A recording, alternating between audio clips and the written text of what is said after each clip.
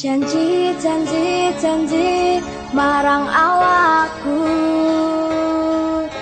nyatane mung palsu, palsu saka lambemu.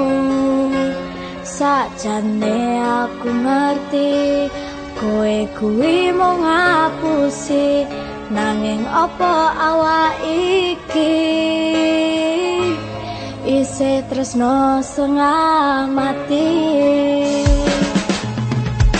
Adekku yang sirah iki muga gak karuan mikirke kowe cahayu, sing gawe pikiran ning apa kok kaya ngene, mendino tak sepeleke. Apa ora mikir kowe iki sing tak tresnani, apa wis lali kowe iki sing tak enteni, nanging kabeh janji kuwi wis ora terbukti, mung larani ati pasrah karo Sang Ilahi. Cukup, cukup, cukup, anggon mulai sandiwara. Nek pancen ra tresno, tresno duwe becik kowe lunga.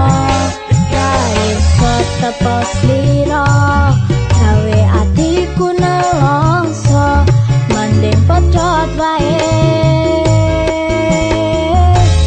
Kowe tresno sing liyane. Trimo pedhot senajan rasane abot, wis bacotku jiwa amung gawe aku lara.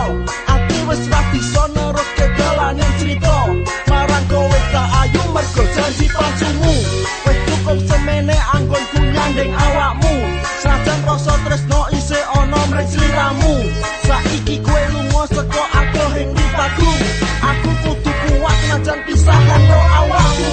Ibarat dipotase ketiban ondo, wis lara tambah disia-sia. Apa kowe kuwi wis ora mikir, timbang rasake tresnamu aku trimo sumingkir. Janji, janji, janji, janji marang awakku, nyatane mung palsu, palsu saka lambemu. Sakjane aku ngerti kowe kuwi mung ngapusi, nanging apa awak iki isih tresno setengah mati. Cukup, cukup, cukup, anggon mulai sandiwara.